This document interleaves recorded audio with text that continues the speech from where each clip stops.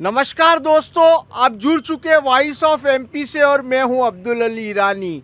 नीमच के गोमाबाई नेत्रालय के सामने गोमाबाई रोड पर शिरडी वाले साईं बाबा का दरबार सजा हुआ है। यहाँ पर नीमच के अमूमन लोग आते हैं, अपनी मन की मुरादें मांगते हैं और उनकी मनोकामनाएं पूरी होती है।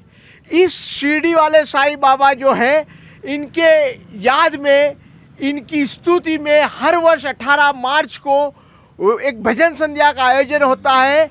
इस भजन संध्या को किस प्रकार से आयोजन होता है, कितनी भव्य तरीके से होता है, आइए मेरे साथ मौजूद है शिरडी बाबा के भक्त महेश जी शर्मा और मनोज जी। बात करते हैं किस प्रकार से भजन संध्या का आयोजन होगा और ये भव्य भजन संध्या कहाँ पे होगी। मनोज जी, स्वागत है आपका। ओम साईं राम साहब। ये पिछले विगत 14 वर्षों से साईं बाबा की भजन संध्या का आयोजन किया जा रहा है गोमाबाई रोड पे। 2009 से ये अनवरत चालू है और आगे जब तक प्रभु इच्छा है ये साईं बाबा की भजन संध्या चलती रहेगी। हर साल बाहर के कलाकारों को बुलाते हैं और 18 मार्च ही फिक्स कर रखा है। 14 सालों से भजन संध्या का आयोजन होता है। भव्य दरबार सजाया जाएगा साईं बाबा का, बाहर के कलाकारों द्वारा प्रस्तुति दी जाएगी। नीमच के जो अपने लोकल हैं सुर साधक अशरफ भाई, वो अपने सुर साधक देंगे। भजन गायक जितने भी कलाकार हैं ये सब भजन देंगे यहाँ पर। बाहर से कौन कलाकार आ रहे हैं? बाहर से अन्नू भारती जी आएंगी। हाँ। वो श्याम बाबा के, साईं बाबा के सबके भजन सुनाएंगी और जहाँ के जो ये अपने सुर साधक हैं ये सब साईं बाबा के भजन गाएंगे और भव्य दरबार सजाया जाएगा। और इस बार साईं बाबा की एक सेल्फी पॉइंट बनाया जा रहा है जी। जो भी भक्त लोग बाबा के साथ सेल्फी लेना चाहें सेल्फी लेंगे। बाद में यहाँ पे इसका आयोजन रखा जाएगा, प्रसादी आयोजन रखा जाएगा।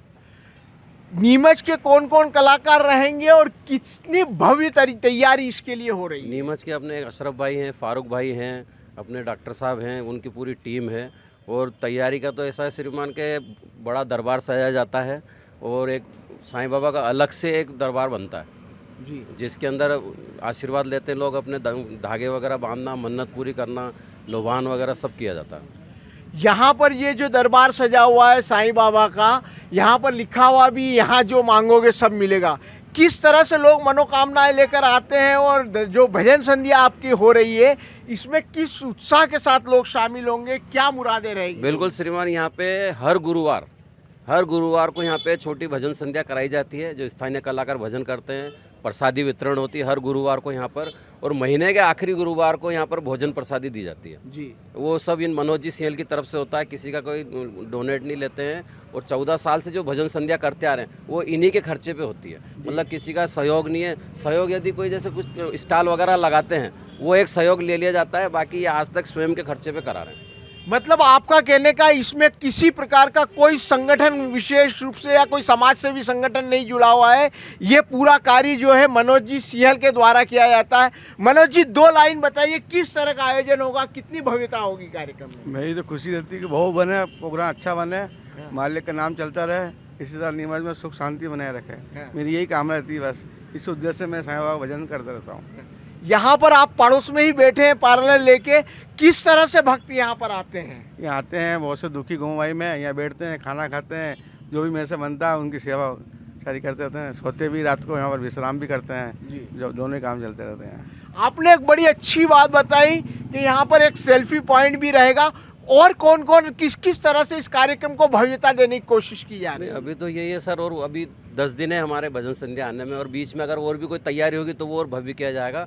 और पिछले 2009 से मनोज जी सिमल शिरडी बस ले जाते हैं। अच्छा। हर साल, कभी साल में 2 बार भी ले जाते हैं, कभी 3 बार भी। वो मिनिमम चार्ज पे ले जाते हैं। अच्छा। मतलब कभी अगर जैसे 2100 रुपये में ले जा रहे हैं तो 4 दिन की यात्रा निकालेंगे, जिसमें आना जाना खाना ठहरना सब मनोज जी की तरफ से रहता है। भक्तों से सिर्फ 2100 रुपये चार्ज लिया जाता है। पिछले 2009 से बसें भी जारी है। एक बार 5 बसें, एक बार 3 बस ले गए थे हम, जिसमें सब धर्म के लोग गए थे, हिंदू मुस्लिम सिख ईसाई किन्नर, इन सबको लेके गए थे हम। तो ये हर साल, अब इस साल की अभी तारीख डिसाइड नहीं की है, जब भी ये तारीख बोल दें, मतलब कोई मुहूर्त उहूर्त नहीं है, जब इनके मुँह से निकल जाएगा इतनी तारीख को बस ले जानी है तो इतनी तारीख को ही लेंगे। आपने बताया कि हर वर्ष 18 मार्च को ये आयोजन होता है, पिछले 14 साल से हो रहा है, 15वां साल है।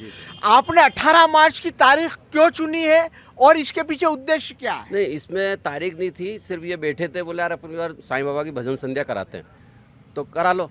मतलब ऐसा हमारा आयोजन नहीं था कि बहुत भव्य करेंगे या ऐसा करेंगे, सिर्फ क्या है करा लेते एक साईं बाबा की। तो इन्होंने बोला चलो 18 मार्च को कर देते हैं। 18 मार्च को एक छोटी सी भजन संध्या रखी थी, उसके सेकंड साल मनीष जी तिवारी को बुलाया था, जो भव्य भजन संध्या हो गई थी। उसके बाद ये लगातार चालू है और कोई तारीख का मुहूर्त नहीं है, सिर्फ एक 18 मार्च फिक्स हो गई कि अपन को तो 18 को ही करना है, तो अभी तक 18 मार्च ही चलती जा रही है। 14 वर्ष से आप अनवरत इस आयोजन को कर रहे हैं, धीरे धीरे ये बड़ा भव्य स्वरूप लेता जा रहा है। लोगों का किस तरह का सहयोग मिलता है? नहीं, लोगों को तो देखो सर, अपने यहाँ की जनता बहुत भक्ति वाली है ना। पब्लिक आती है, आज तक के रिकॉर्ड में यहाँ कोई मगजमारी नहीं, कोई विवाद नहीं, और पूरी जनता मतलब यहाँ तक भर जाती है। और सहयोग में तो जैसे कुछ लोग यहाँ स्टॉल लगाते हैं नाश्ते की, उनकी तरफ से, और जब उस वक्त लोग आते हैं ना, आप उनसे कोई भी काम बोल दो कि भाई साहब ज़रा ये कुर्सी इधर लगवा दो, ये मतलब सारे भक्त ऐसे लग जाते हैं कि ये उन्हीं का प्रोग्राम, ये मनोज जी का सीएल का नहीं रहता, फिर जनता का प्रोग्राम हो जाता, बाबा का प्रोग्राम हो जाता, मतलब जनता का फुल सहयोग मिलता अपने को यहाँ पे। कोई दिक्कत नहीं, रात को 2 बजे 3 बजे प्रशासन का पूरा सहयोग मिलता है, पूरा प्रशासन लगा रहता है, प्रशासनिक अधिकारी सबका सहयोग मिलता है अपने यहाँ पे। मतलब किसी की तरफ से ऐसा नहीं है कि यार कि ये विवाद हो गया या ऐसा हो गया। प्रशासन रात को 2 बजे 3 बजे जब तक खत्म नहीं होती, प्रशासन भी अलर्ट रहता है यहाँ पे, पूरा सहयोग मिलता है। रात को कितने बजे से शुरू होगा और पूरा जो है सड़क पे होगा, खुले में होगा, प्रोग्राम किस तरह से होगा? शाम को 7:30 बजे आरती होगी, उसके बाद भजन चालू हो जाएंगे, और जब तक चलें 12, 1, 2 जो भी इच्छा हो, जब तक भक्त लेंगे जब तक गाँव वो भजन चलते ही रहेंगे। उसमें कोई ऐसा नहीं है कि भाई 12 बजे बंद कर दिया या बंद कर दिया, भक्त लोग जब तक हैं जब तक भजन चलते ही रहते हैं। भजन के साथ साथ किस तरह की संगीत वगैरह होते हैं, किस तरह की पार्टी आती है?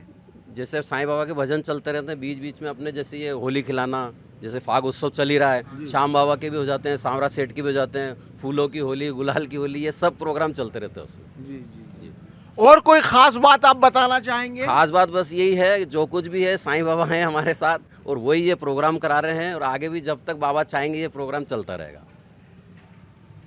बड़ी बात कही महेश जी ने कि ये जो प्रोग्राम है ये साईं बाबा कराते हैं। साईं बाबा के आशीर्वाद से हजारों की संख्या में इस भजन संध्या में लोग जुटते हैं।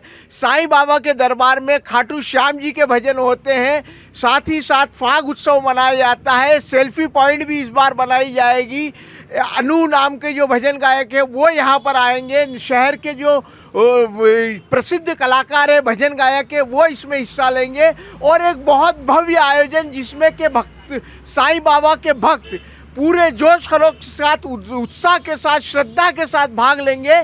भजन गायक भजन का आनंद लेंगे, सुमधुर भजन सुनेंगे, और भजन के साथ साथ अपनी मनोकामनाएं लेकर आएंगे, और बाबा के दरबार में वो मनोकामनाएं पूरी होगी। वॉइस ऑफ एमपी के लिए मेरे सहयोगी पवन राव शिंदे के साथ अब्दुल अली ईरानी।